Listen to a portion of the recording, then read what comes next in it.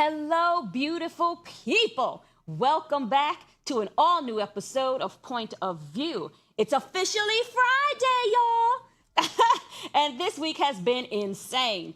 From Diddy's trial unfolding to Tory Lanez surviving a near-death experience in jail, and even Chris Brown being arrested and held in custody over in the UK. Oh, it's been hectic, a hectic week. But guess who we have back? We have Willie joining us today.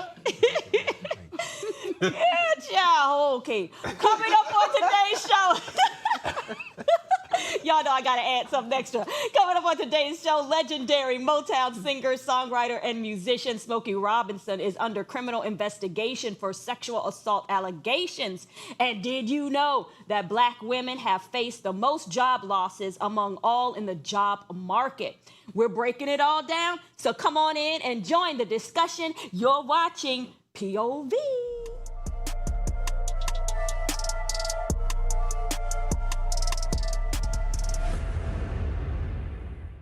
All right. So let's get into it.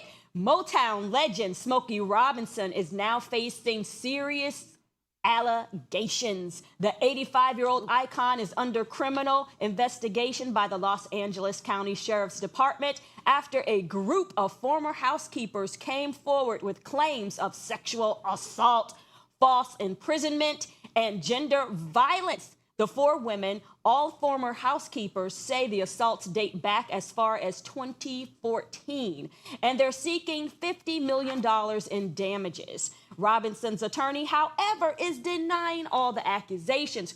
For someone with a legacy as iconic as Smokey's, this could truly be a game changer. At 85, I mean, what do y'all think is going on here? I think he did it.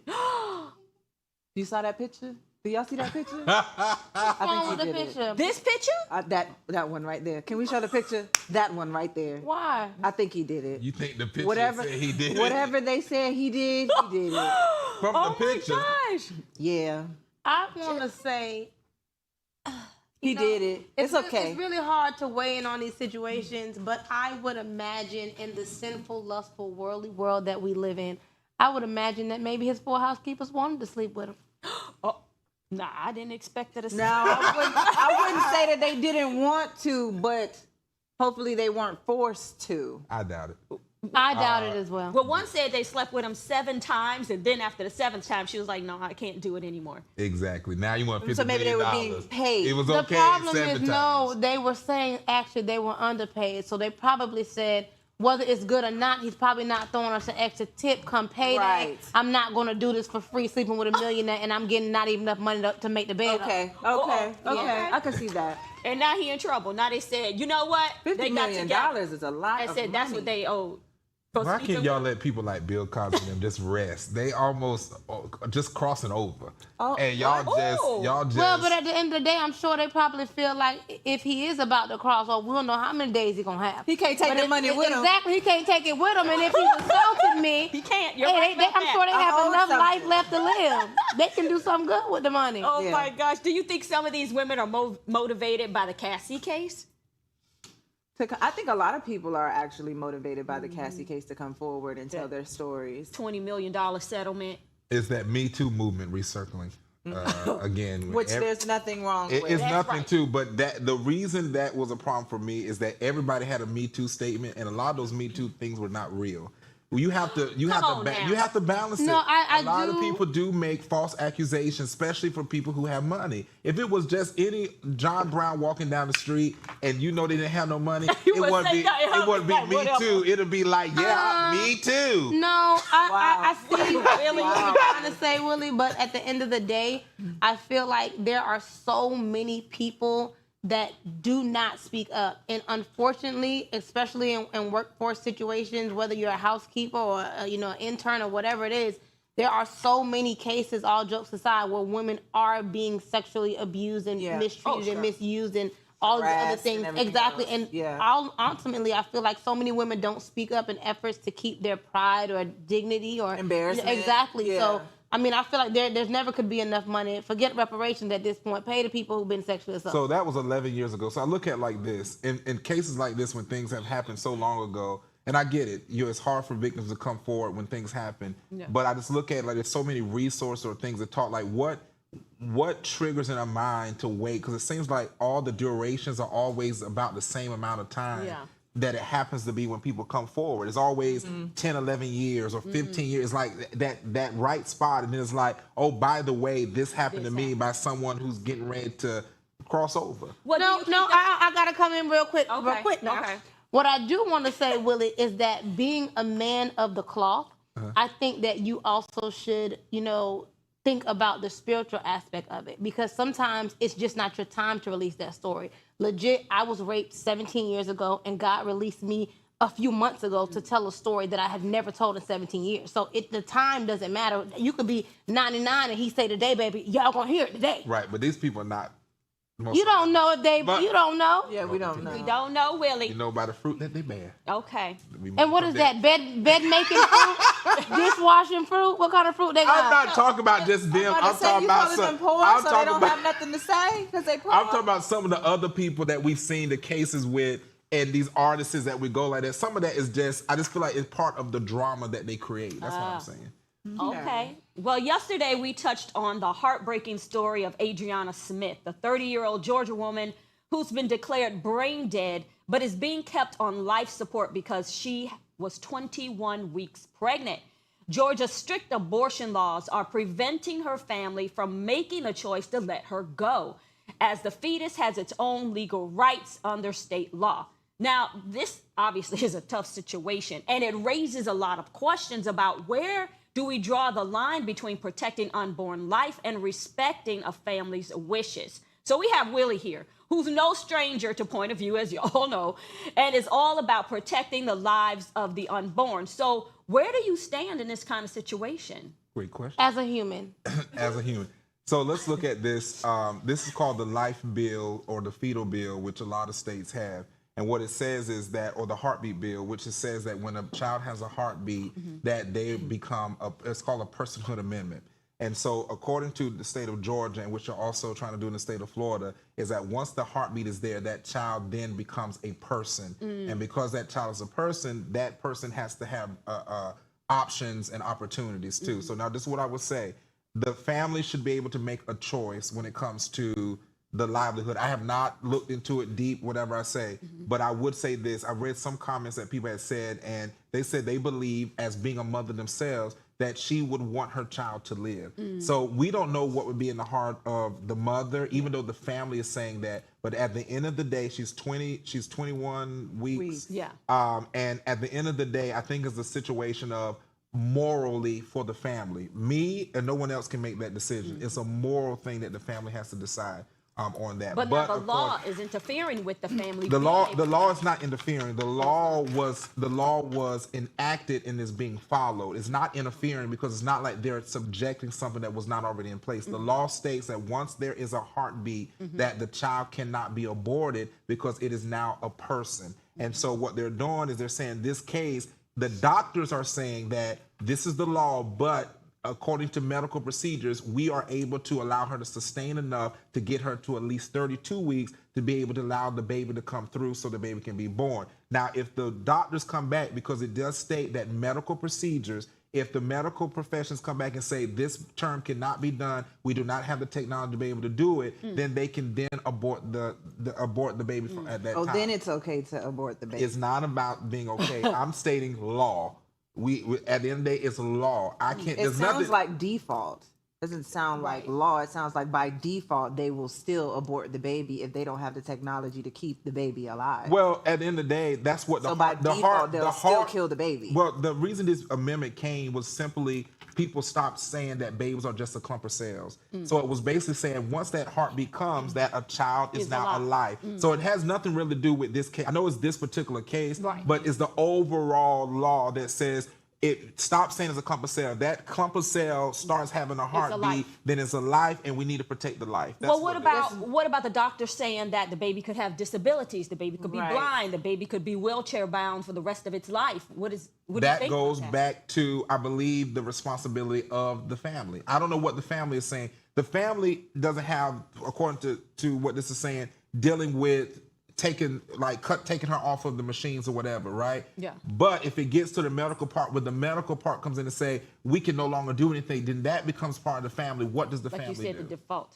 I think what scares me about the situation, and maybe I just don't know enough about it, but I feel like, you know, as a doctor is saying, you know, yes, this baby could be a miracle, but the baby could come out with different, you know, deformities or abnormalities and things like that. But just thinking about, you know, things that are shutting down in real time in the mom's body that are not working the way that they're supposed to work. She's dead. Exactly. Yeah. And they're trying to, you know, Still keep this baby. Yeah, exactly. And so that just makes me feel like, I mean, just on a regular Baby's gonna with suffer. a level with no understanding, you could only think about the effects that it could have on the quality of life of the How child. are you giving Like, how that many baby times the have they right successfully nutrients? done this? Right, exactly. But Exactly. science does have been able to successfully have a baby outside the womb develop. But this baby is inside. Exactly. Right. So what I'm saying, if they can do it outside of the womb, I'm pretty sure that there is ways to make sure the baby has. To me, think I so. feel Not like inside of a I dead am body. I am pro-life. I am pro-life, but I am Yes. also pro-choice, but I am pro-life.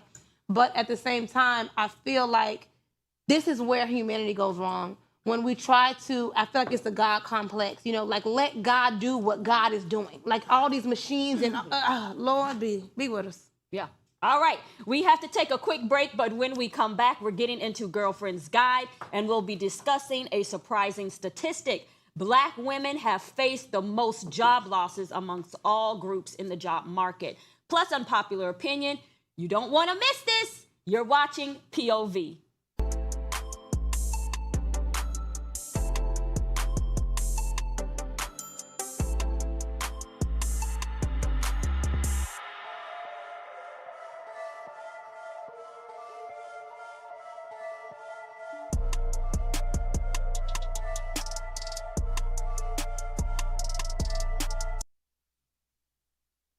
Hey y'all, what's up? It's Friday and I got a question. So, what would you do if in your life you suddenly became a billionaire?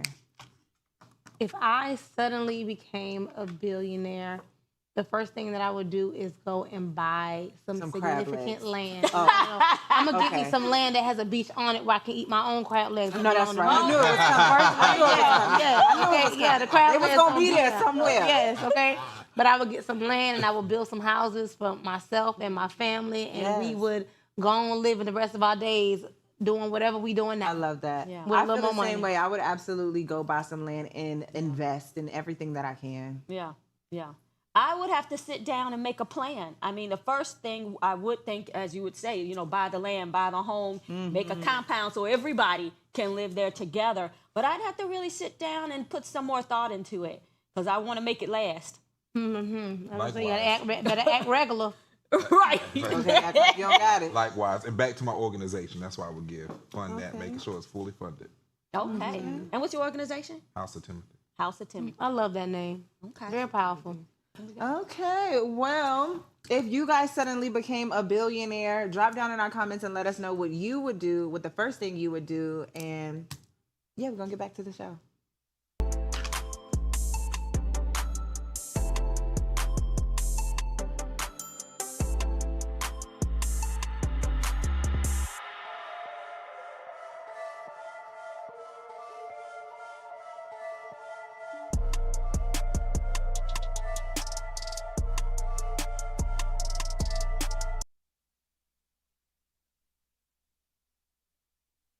Welcome back. It's time to dive into all things love, life, relationship, careers, and everything in between. If it matters to women, you better believe we're discussing it right here. So let's get into Girlfriend's Guide.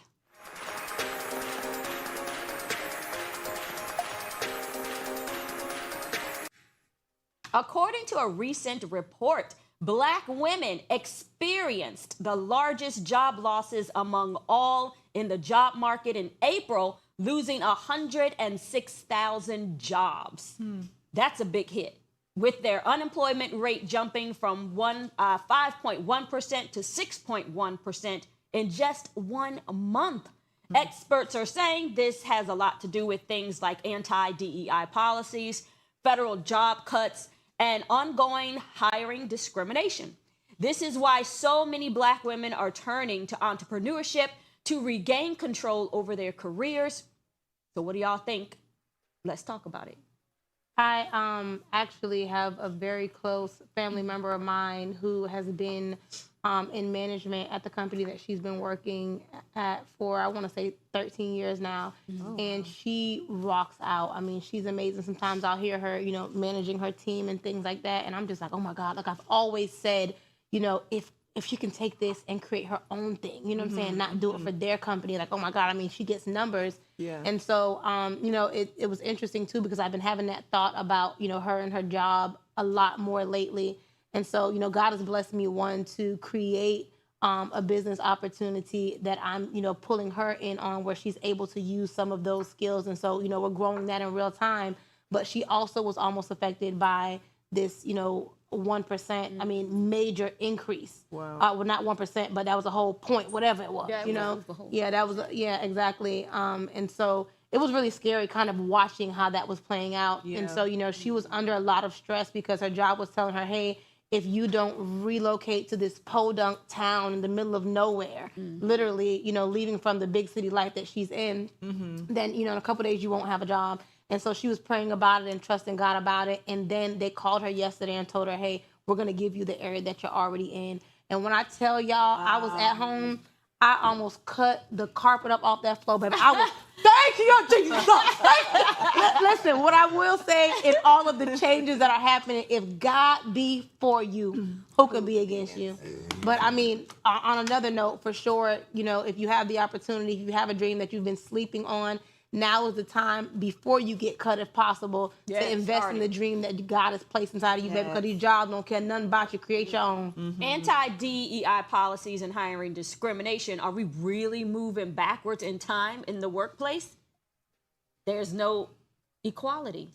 So what I would say is, I've said this several times before. We don't need DEI. We don't need DEI. That's what you gonna say? We don't need DEI. I believe that this is a prime example because it forces us to realize that we can sustain for ourselves. And I can tell you personally, it has been tough. And like Natalia said, I have to trust in the Lord. But it's been since 2015 that I've actually checked into a clock, because in 2015 I was laying there on the bed, and I said, Lord, what do you want me to do? And he said, I want to use your life as an example of what it is to trust me for everything. Jesus. And I would say that no matter how hard it gets, maybe looking close to the bills, light cutting off, whatever, you have to trust and obey God. And what we have done is we have created a system in the United States where we have fallen into needing to have, someone to tell us when to come to work, when not to come to work. But when we look at, all of us have something in our hand. In Ecclesiastes, it says that seven gifts or investments, even 8. Oh, yes, that's the one. So we have things in our hand as people of color, especially. We will work to the ground. We'll climb trees, get bananas, cook the bananas, take care of the children, do all those things, and still be able to sustain our mind. So I think that to tell this to the women out there, this is just, sometimes we have to be pushed into our destiny, and it's uncomfortable, but our exodus is always right around the corner. Listen to Willie coming on here thank making for the sense. ones in the back. It took months, honey, months. Entrepreneurship is becoming like the lifeline for many Black women. But is it fair that they have to create their own? We have to create our own opportunities because the traditional job market is failing. Well, thank God, in my opinion. I know that so many depend on it, but thank God that it is failing, because it was a system that was meant to keep us in bondage anyway. You know what I'm saying? Anyhow, they say, hey, this is what you can make for the year, and this is where you are. So no matter what goals happen, no matter if, God forbid, your child needs a life-altering, surgery or anything, or anything that's not in your budget, there's nothing that you can do about it. And so I feel like at the end of the day, we need to break the bank and create our own. But do you think this has been going on anyway, or do you think we're being gaslit? Like, oh, the Black women, they're having such a hard time in the job market. This has always been the case, though. So it's not like, it causes fear. That's one thing. That's what I feel is happening. People diminish off of fear. Yeah. And so if you keep telling a person something over time, you start believing it. So you'll start looking around and say, oh my God, my everything is falling. I'm crumbling. Yeah. And you look at it and be like, wait a minute. It ain't what is being shown to us. And I think that we have to turn the TV off. They not like us. They not like us. Oh, okay. Wow.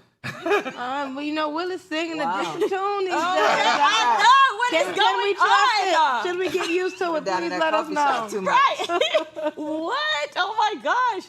Well, do y'all think that, black women losing jobs at this scale? But again, this is not something that's new.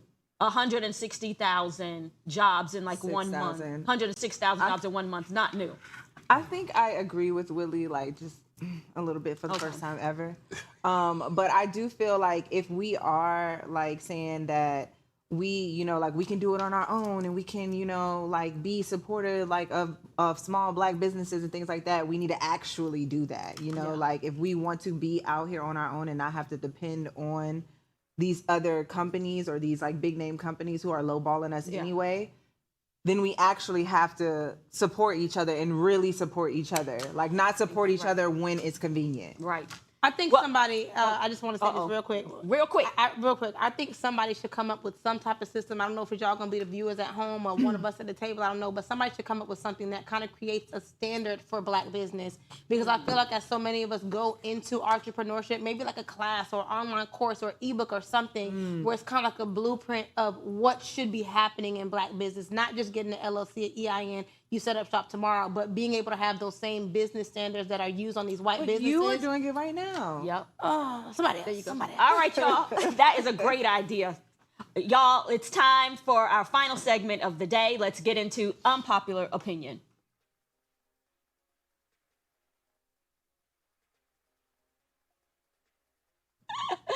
Let's be honest, when it comes to police encounters with people of color, things don't always go the way they should. We came across this viral video of a black man confronting police officers as they arrested a 10-year-old black boy apparently for stealing a bag of chips. Let's take a look. What are y'all doing? What is y'all doing? Guess. Take a guess what I'm doing. Hey, he look like a baby to me. Why you? Guess what I'm doing. I don't know what you doing. I just see you snatch him up off the. No. So what? So what's going on then? You're stealing stuff. If you break into your house to steal something. Nah, man. What he stole a bag of chips? So y'all treat me like a whole cold-blooded killer? Keep walking, dude. You don't even know what you're Keep talking walking. about. I do. I know what I just came up and see. I know the fuck I just came up and. Wow. I don't like it. What is going on out here? Well, I'm glad that we have black people standing up. This too. happens in our community quite often. And what happens with stuff like this, and I said this before, that again, we need strong black men that instead of being on the other side of it, prison, other places, ones that are on this side of it, they call it the free world. We have to start showing up to our communities. A lot of these black boys especially, they don't have examples, whether it's an uncle, whether it's a cousin, someone that can say, look, man, if you need something. I used to have to tell my brother all the time, he had klepto. You had no reason to steal. Yeah. But sometimes you got to say, listen, my mama works way too hard. If you need something, I'll give you 50 cents to go down and get chips. And sometimes these kids don't know. They're so used to having like a bunch of siblings and everybody got to share. So that, man, I want my own chips. So they do things because they want to have their own. Yeah. And they have to be taught along the way. And so we have a lot of officers that are bullied. They need to go through a lot of training. I've experienced it myself. 10 police officers pulled us over, went out there for mistaken identity. We all in the middle of all out there getting on our knees, shirts up, walking backwards, everybody recording, and made it look like criminals for mistaken identity. And then I pulled over at Walmart one time and paid $100 for something. And it was this, I forgot the pepper. And they come racing up over a pepper. And so this is the world that we're living in. I say for black men that we have to do better by all of our young people, girls or boys. But I believe that in today's society, we're going to see a lot more of this taking place because what we have is we have a culture that appeals to it being okay to target a certain demographics of people when we don't have the standard in our own community to stand up. Wow. I think that's interesting, Willie. I like that you said that. Yeah. I remember a conversation that we had just maybe a week or two ago, maybe 2 weeks, and you were What did I saying something to the effect about why do we feel like, or do we really feel like we could walk outside of our door and possibly get shot? Well, And we- you were so appalled and you Right, couldn't but believe we're that not we in had that that current place. fear. But what you're saying is very close to that place. No. Okay. What I'm saying is, why are we going to walk outside? I don't have a fear of going outside, but I do have a fear Of being in the car with a few other black people. I mean, it sounds the same to No, me. but what I'm saying is I know my standard and I know what I believe and stand for, but I don't have a fear. So I believe when you have a fear, that's what they feed off of. So when I walk out door, I don't have a fear that they're gonna do something to me because I know who I am and I know my rights and the law. Now whether Yeah, I and get still that still happened to you. Yeah. it did, but that did not stop me from going outside and doing what I do every single day, is what I'm saying. It shouldn't stop us and get us in a place of anger and bitterness. It should make us work harder to realize it is happening. And I think maybe real fear quick. was the wrong word. I think maybe it's a little concern. We have a concern that this could happen to us. Yeah. Right, that's what the difference is, because fear is like, I like can't go concern better, outside. Tally. I like concern. Concern. Wow, y'all. Well, this is what's happening out there in them streets. Oh my goodness. I didn't like it one bit. But that's a wrap for today's show. But before we sign off, we'll leave you with the quote of the day. I am deliberate and afraid of nothing, by Audre Lorde. Thanks for hanging out with us. You have been watching POV only on AFROTV. Oh, the camera's over here. See y'all tomorrow. Monday. Thanks for hanging out with us, y'all.